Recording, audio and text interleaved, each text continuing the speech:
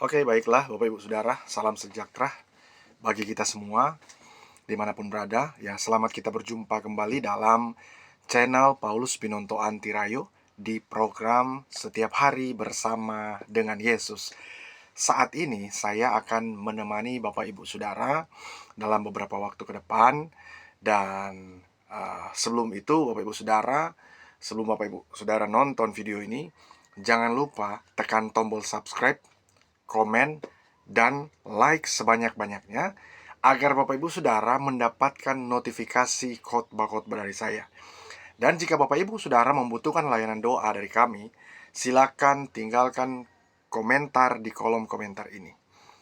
Untuk itu, Bapak Ibu Saudara, kali ini saya akan memberikan tema khotbah saya, yaitu rahasia ibadah yang sejati. Ya, rahasia ibadah yang sejati. Mari kita melihat satu ayat firman Tuhan, di mana ini sangat berkaitan dengan tema yang saya akan bagikan kepada Bapak Ibu Saudara. Dalam 1 Timotius pasal yang ketiga, 1 Timotius pasal yang ketiga, ayat yang ke-16. Demikian firman Tuhan, "Dan sesungguhnya agunglah rahasia ibadah kita. Dia yang telah menyatakan dirinya dalam rupa manusia, dibenarkan dalam roh, yang menampakkan diri kepadanya, kepada malaikat-malaikat, diberitakan di antara bangsa-bangsa yang tidak mengenal Allah, yang dipercayai di dalam dunia, diangkat dalam kemuliaan." Bapak Ibu Saudaraku yang terkasih dalam Tuhan, kalau kita merujuk pada suatu tema kita hari ini, rahasia ibadah yang agung, maka di situ ada kata ibadah. Dan biasanya Bapak Ibu Saudara, kalau kita mereview kembali ya makna atau pengertian dari kata ibadah ini, kita bisa mengambil suatu momen atau suatu peristiwa di mana di dalam kitab Keluaran pasal yang ketiga ayat 12, di situ firman Tuhan katakan, "Lalu firman Tuhan berkata bahwa bukankah aku akan menyertai engkau?" Ya, jadi di situ Tuhan ingin menunjukkan bahwa kalau Tuhan menyertai umat pilihan Tuhan, itu ada suatu tanda bagi umat-umat pilihan Tuhan, ya, bahwa Tuhan ya yang mengutus Musa pada waktu itu. Dan Tuhan berpesan kepada Musa bahwa jika dia telah membawa umat pilihanku itu keluar dari tanah Mesir, maka mereka harus beribadah di gunung yang dimaksudkan oleh Tuhan. Nah, sehingga dari ayat ini kita bisa melihat yang dalam kitab Keluaran pasal 3 ayat 12, kita bisa melihat bahwa ternyata Tuhan itu ingin agar supaya umat-umat pilihannya itu beribadah kepada Tuhan. Dan pada waktu itu, dalam konteks itu, Tuhan menghendaki mereka beribadah di gunung yang dimaksudkan oleh Tuhan, ya, yaitu di mana mereka harus berjumpa dengan Tuhan di gunung itu. Ya, mereka harus beribadah dan mereka harus melihat karya-karya Tuhan di gunung tersebut. Nah, tetapi karena dosa yang membuat mereka tidak bisa ya berjumpa dengan Tuhan secara langsung, karena memang kalau mereka melihat Tuhan, ya maka apalagi kalau mereka melihat kekudusan Tuhan, maka manusia berdosa itu tidak tahan. Tetapi kalau manusia itu penuh dengan kemuliaan Tuhan dan tanpa dosa, artinya memang manusia itu secara nature ya, sifat dasar manusia kan kita itu sudah jatuh dalam dosa. Tetapi dengan Musa ya dipilih oleh Tuhan untuk membawa umat pilihan Tuhan itu ke gunung tersebut, maka Musa bisa berjumpa dengan Tuhan. Toh Musa juga ya tidak bisa dekat-dekat ya, karena memang kekudusan Tuhan itu sangat luar biasa ya. Dan ketika firman Tuhan ya di dalam kitab Keluaran itu dimaksudkan kepada bangsa atau orang-orang atau umat-umat pilihannya Tuhan, maka itu harus mereka lakukan, bahwa mereka harus datang ke gunung tersebut. Nah, Kemudian itu berlanjut lalu kemudian bukan lagi ke gunung, tetapi juga ada di suatu tempat, ada di kemah dan lain sebagainya, ada juga di bait Allah dan kemudian ada juga ya ketika masuk dalam perjanjian baru bahwa tubuh kita itu adalah bait Allah. Ya, di mana ketika kita pun ya dimanapun kita berada kita itu sudah bisa beribadah. Tetapi kalau kemudian diartikan sebagai gereja, sebagai gereja itu sebenarnya artinya adalah orang-orang yang dipanggil keluar ya dari kegelapan kepada terang.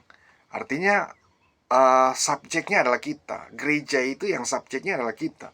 Sekalipun mungkin nantinya itu akan menjadi sebuah bangunan, perkumpulan orang-orang percaya. Tetapi yang dimaksudkan ayat ini adalah ya ada rahasia ibadah yang agung. Ya. Nah, kalau kita melihat dalam satu Timotius pasal yang pertama, ya, maksud saya satu Timotius pasal yang ketiga ayat 16, di situ firman Tuhan katakan bahwa dan sesungguhnya agunglah rahasia ibadah. Dia yang telah menyatakan dirinya dalam rupa manusia, dibenarkan dalam roh. Artinya begini, kenapa dikemukakan bahwa ibadah itu mengandung janji dan agung. Ya, ada rahasia ibadah. Kenapa? Karena mungkin ada orang-orang waktu itu yang menganggap ibadah itu adalah hal yang nggak akan ada keuntungan dan bahkan beribadah itu hanya membuang-buang waktu saja. Bahkan kalau dikaitkan dengan era sekarang, maka buat apa ibadah? Tetapi ibadah yang dimaksudkan oleh firman Tuhan ternyata itu punya rahasia dan punya makna ketika kita beribadah.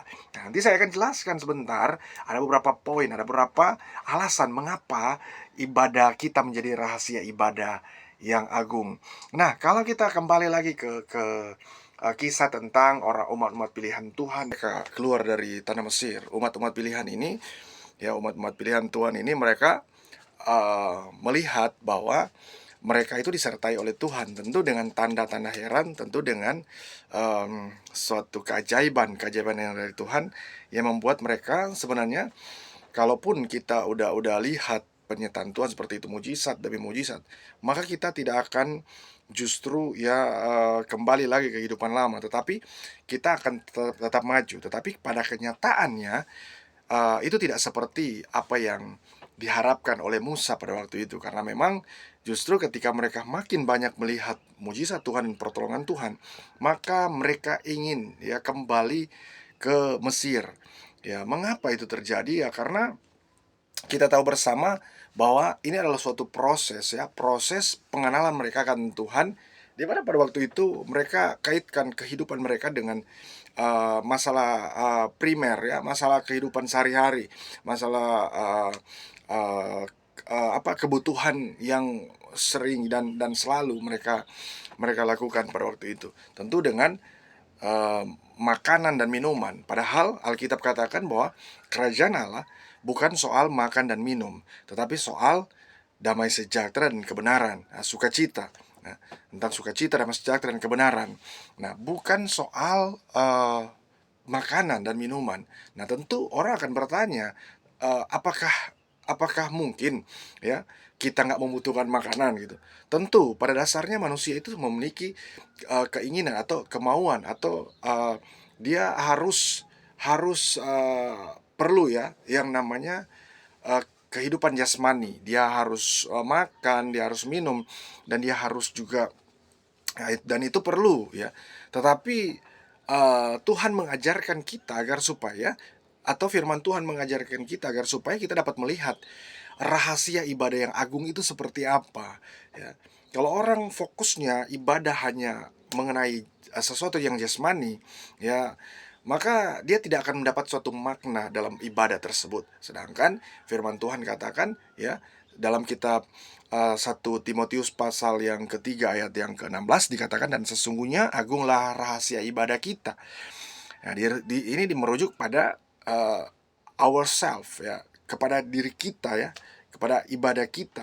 Jadi di situ bukan hanya sayanya yang beribadah, tetapi Bapak Ibu Saudara dan siapapun yang mendengar video ini, maka ibadah kita itu punya rahasia yang besar. Dan firman Tuhan katakan dia yang telah menyatakan dirinya dalam rupa manusia. Nah, kalau kita lihat bahwa Yesus dengan rela berkorban, Yesus diutus oleh Bapa dari sorga, dia datang ke dalam dunia ini agar supaya kita tahu bahwa dalam ibadah itu kita punya rahasia yang besar. Nah, maka beberapa alasan, ya, ada beberapa alasan mengapa ibadah kita itu menjadi ibadah yang punya rahasia yang besar, ya, atau menjadi rahasia ibadah yang agung. Nah, alasan yang pertama karena Yesus telah menyatakan diri dalam rupa manusia. Kalau kita lihat, ya, di dalam ayat yang ke-16 dikatakan begini, dan sesungguhnya agunglah rahasia ibadah kita, dia yang telah menyatakan dirinya dalam rupa manusia. Nah, Yesus yang telah menyatakan dirinya dalam rupa manusia itu adalah alasan yang pertama mengapa ibadah kita itu memiliki rahasia yang besar, atau rahasia ibadah yang agung kita miliki. Itu kenapa? Karena, ya, Yesus telah menyatakan diri dalam rupa manusia. Tentu ini adalah suatu yang spesial, yang istimewa ketika Yesus menyatakan diri dalam rupa manusia, yang sebenarnya dia ada di tempat yang kudus, tempat maha kudus. Dia ada tempat yang termulia. Dia datang kepada umat pilihan. Dia datang kepada manusia, the people. Dia datang kepada orang-orangnya. Dia datang dia datang di dalam dunia ini. Satu tujuannya untuk menyelamatkan orang-orang yang percaya kepadanya. Kalau kita lihat dalam kitab Filipi pasal 2 ayat 7 sampai 11, dalam kitab Filipi pasal 2, firman Tuhan katakan dalam kitab Filipi pasal 2 ayat yang ke-11, ya. Dari ayat 7 dulu, pasal 2 ayat yang ke-7. Filipi pasal 2 ayat yang ke-7. Firman Tuhan katakan bahwa melainkan telah mengosongkan dirinya sendiri dan mengambil rupa seorang hamba dan menjadi sama dengan manusia. Dan dalam keadaan sebagai manusia, ia telah merendahkan dirinya dan taat sampai mati, bahkan sampai mati di kayu salib.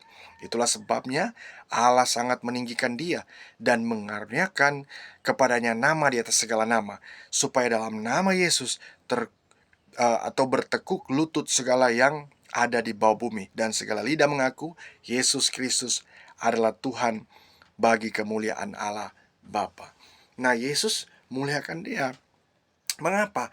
Karena Yesus telah menyatakan dirinya dalam rupa manusia, dari tempat yang maha kudus, dari tempat yang sangat kaya dan tidak ternilai.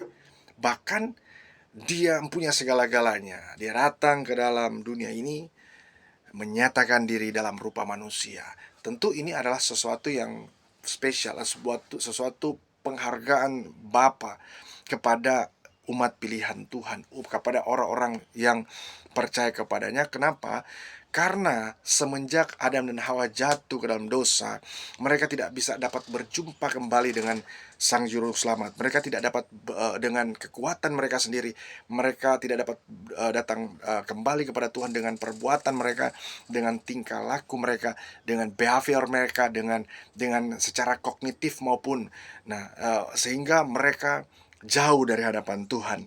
Tetapi karena Yesus telah menyatakan diri dalam rupa manusia, maka itu adalah suatu sukacita yang besar, adalah ungkapan syukur yang begitu luar biasa ketika kita berikan kepada Tuhan, karena Yesus telah menyatakan dirinya dalam rupa manusia. Itulah mengapa hidup kita sangat berharga, hidup kita sangat berarti.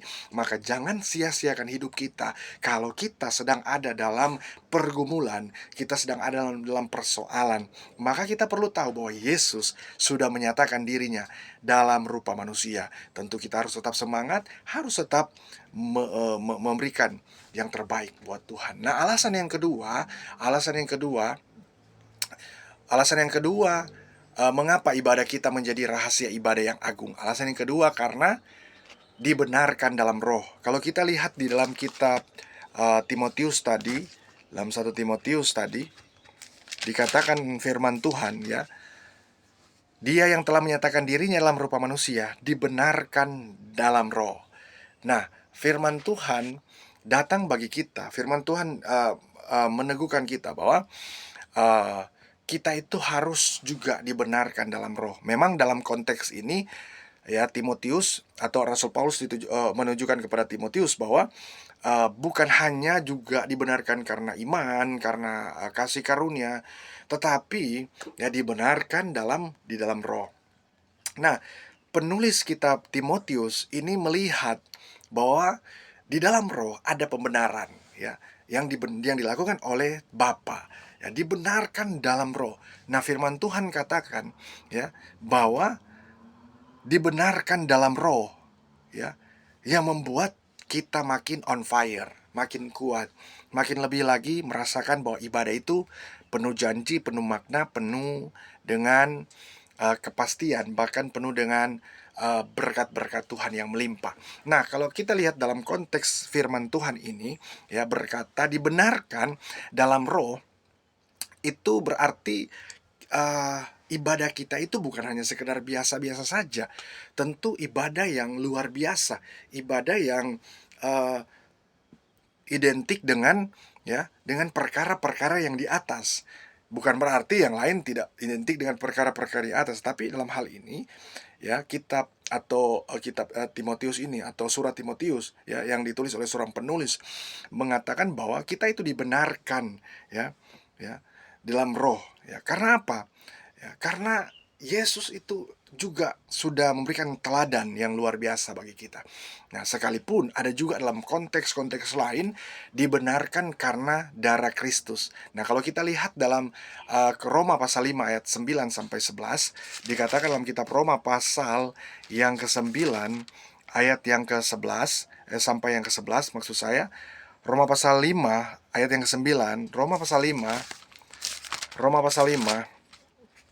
firman Tuhan katakan ayat yang ke-9, lebih-lebih karena kita sekarang telah dibenarkan oleh darahnya, kita pasti akan diselamatkan dari murka Allah. Sebab jikalau kita ketika masih seteru diperdamaikan dengan Allah oleh kematian anaknya, lebih-lebih kita yang sekarang telah diperdamaikan, pasti akan diselamatkan oleh hidupnya. Dan bukan hanya itu saja, kita malah bermegah dalam Allah oleh Yesus Kristus Tuhan kita. Sebab oleh Dia kita telah menerima pendamaian itu. Nah, Bapak Ibu Saudara dimanapun berada, ternyata ya dalam konteks-konteks firman Tuhan, dalam ayat-ayat lain, ya dalam konteks surat-surat lain, di situ juga dinyatakan bahwa dibenarkan oleh darah Kristus, dibenarkan oleh darah anak domba Allah. Tetapi dalam konteks dalam Timotius ini nyatakan bahwa kita itu atau kehidupan kita itu dibenarkan dalam roh. Kalau kita sedang beribadah, kita dibenarkan dalam roh. Nah, tentu juga ya kalau kita sedang dalam ibadah, ya kita dibenarkan dalam roh. Sekalipun memang yang saya katakan tadi ada yang dibenarkan karena darah Kristus. Nah, ini bukan masalah benar atau salah, masalahnya yang saya mau katakan adalah mari kita menyadari, ya, kalau hidup kita itu benar-benar mau beribadah kepada Tuhan, ya kita harus percaya bahwa kita dibenarkan dalam roh. Kita juga dibenarkan dalam, ya, dibenarkan dalam iman. Ya, dibenarkan dengan darahnya. Lalu kalau kita lihat dalam konteks lain dalam kitab Matius juga dikatakan, Matius pasal 12 ayat 37, di situ firman Tuhan katakan, "Karena menurut ucapanmu, ya, engkau akan dibenarkan, dan menurut ucapanmu pula engkau akan dihukum." Jadi, ada juga dibenarkan karena ucapan. Bukan hanya dibenarkan karena roh, bukan hanya dibenarkan karena darah anak domba Allah atau darah Yesus, tetapi kita juga dibenarkan oleh ucapan kita. Makanya itu makna beribadah. Nah, kita beribadah itu maknanya karena kita menjaga lidah kita, menjaga mulut kita, maka kita akan dibenarkan di sana. Lalu kemudian dibenarkan karena iman. Dibenarkan karena iman dalam kitab Roma pasal 5 ayat 1. Firman Tuhan katakan, "Sebab itu kita yang dibenarkan karena iman hidup dalam damai sejahtera dengan Allah oleh karena Tuhan kita Yesus Kristus." Nah, artinya kita juga dibenarkan oleh karena iman. Ya, Bapak Ibu Saudara, dimanapun berada kita harus sadari bahwa kalau kita ada di dalam dunia ini, pasti kita akan menyadari bahwa Tuhan itu sudah memberikan firman-Nya, Tuhan sudah memberikan suratnya kepada kita. Tuhan sudah memberikan kitab kepada kita agar supaya kita menyadari bahwa kita dibenarkan oleh karena Roh. Nah, sekalipun kemudian juga dibenarkan, ada juga yang mengatakan bahwa dibenarkan karena kasih karunia Tuhan. Karena memang ada dalam ayat-ayat ini, ada dalam ayat Alkitab. Dan memang betul kita dibenarkan karena kasih karunia. Tapi dalam kitab Timotius, konteks ini berbicara tentang di mana dibenarkan oleh karena Roh. Ya, firman Tuhan dalam Roma pasal 3 ayat 23, di situ Tuhan katakan, dan oleh kasih karunia telah dibenarkan dengan cuma-cuma karena penebusan dalam Kristus Yesus. Jadi Bapak Ibu Saudara dimanapun berada, kita harus sadari bahwa hidup kita itu dibenarkan karena kasih karunia. Tapi tentu Roh juga diberikan Bapa, diberikan diutus ya, diberikan ya sebagai penolong agar supaya kita tetap kuat, tetap mampu untuk menghadapi segala macam cobaan, untuk menghadapi segala macam tantangan. Lalu kemudian juga ya, sekalipun dalam pandangan lain Yakobus menilai bahwa Abraham dibenarkan karena perbuatan. Jadi dibenarkan juga dalam perbuatan. Itu juga adalah hal yang luar biasa. Karena firman Tuhan katakan dalam kitab Yakobus pasal 2 ayat 21, dikatakan bahwa bukankah Abraham bapak kita dibenarkan karena perbuatan-perbuatannya ketika ia mempersembahkan Ishak anaknya di atas mezbah. Artinya Tuhan ingin agar supaya seluruh eksistensi hidup kita ini benar-benar menyadari bahwa kita dibenarkan karena Tuhan, agar supaya kita tetap bersyukur bahwa ibadah kita itu mengandung janji. Ibadah kita itu adalah ibadah yang luar biasa, ibadah yang punya makna, ibadah yang punya powerful, ibadah yang benar-benar membuat kita menyadari bahwa betapa penting kita beribadah kepada Tuhan. Lalu kemudian alasan yang ketiga, ya, mengapa ibadah kita itu ya adalah ibadah yang agung ya. Alasan yang ketiga adalah bahwa kalau kita lihat di ayat selanjutnya, situ firman Tuhan katakan, yang menampakkan dirinya kepada malaikat-malaikat, diberitakan di antara bangsa-bangsa yang tidak mengenal Allah, yang dipercaya dalam dunia, diangkat dalam kemuliaan. Alasan yang ketiga, kenapa ya ibadah kita itu adalah ibadah yang agung. Alasan ketiga yang karena menampakkan diri ya. Yesus itu yang menampakkan dirinya kepada malaikat-malaikatnya. Artinya begini, artinya Yesus itu dilihat oleh malaikat-malaikatnya. Artinya apa yang dilakukan oleh Yesus itu dilihat, disaksikan oleh malaikat-malaikatnya. Dilihat ya. Orang bisa saja nggak melihat kita, orang bisa saja nggak memperhitungkan kita, orang bisa saja mengabaikan kita. Tetapi apa yang kita lakukan di mata Tuhan, kita itu Tuhan bisa lihat. Tuhan bisa lihat hati. Bahkan malaikat bisa lihat apa yang kita lakukan. Ya, dari hal yang sekalipun orang lain tidak bisa melihat kita, tetapi malaikat itu bisa melihat ya. Kenapa? Karena ini berbicara tentang sesuatu kehidupan kekal ya, yang kita sedang melakukan kehidupan yang kita sedang melakukan firman Tuhan, sedang mengenapi firman Tuhan ya. Tidak kelihatan pada manusia. Artinya apa yang dilihat oleh malaikat itu tidak kelihatan ya pada manusia ya. Manusia nggak bisa lihat, tapi malaikat bisa lihat. Ini berarti perkara-perkara yang kekal. Orang yang beribadah itu ya bertambah-tambah dalam perkara-perkara yang kekal. Kalau kita bertambah-tambah secara jasmani, itu adalah hal yang biasa. Contoh, kita bertambah-tambah dalam hal keuangan, kita bertambah-tambah dalam hal kepandaian, kita bertambah-tambah dalam hal kedudukan, kita bertambah-tambah dalam hal jabatan dan lain-lain. Nah, itu bisa dilihat ya. Sudah pasti semua orang pasti tahu dong. Tetapi kalau kita bertambah-tambah dalam perkara-perkara yang kekal, malaikat-malaikat itu dapat melihat. Dan ini yang dimaksud oleh ayat ini. Nah, ini hal-hal yang kekal, yang tidak nampak mata manusia biasa. Kalau kita lihat dalam 2 Korintus pasal yang ketiga ayat yang ke-18, kita bisa lihat dan temukan ayatnya dalam 2 Korintus pasal yang ketiga. 2 Korintus pasal yang ketiga ayat 18, firman Tuhan katakan, dan kita semua mencerminkan kemuliaan Tuhan dengan muka yang tidak berselubung, dan karena kemuliaan itu datangnya dari Tuhan yang adalah Roh, maka kita diubah menjadi serupa dengan gambarnya dalam kemuliaan yang semakin besar. Nah, firman Tuhan ini mengubah cara pandang kita, mindset kita, agar supaya kita menyadari bahwa ya, bahwa ibadah kita ini adalah ibadah yang luar biasa, ya, yang tidak nampak di mata manusia, ya, sama seperti saya katakan, ya. Orang Israel, orang-orang Yahudi pada waktu itu, orang Ibrani atau bangsa pilihan Tuhan waktu itu beribadah di mereka nggak bisa beribadah pada waktu mereka berada di Mesir karena mereka sedang dalam penjajahan Mesir. Mereka nggak bisa beribadah, mau beribadah tetapi selalu dihalangi. Nah, kemudian Tuhan memanggil mereka agar supaya mereka bisa keluar dari tanah Mesir dan mereka dapat beribadah. Tentu di gunung yang dimaksudkan oleh Tuhan. Nah, kemudian ibadah yang dimaksudkan oleh Tuhan itu kemudian menjadi ibadah ketika harus berada di suatu tempat atau membuat suatu tempat ibadah. Di zaman Salomo dia membangun bait Allah, lalu kemudian sampai ke zaman Yesus, lalu kemudian sampai ke zaman-zaman selanjutnya, ya. Zaman-zaman Yesus seperti itu ada sinagog namanya, itu tempat beribadah orang-orang yang dipilih oleh Tuhan.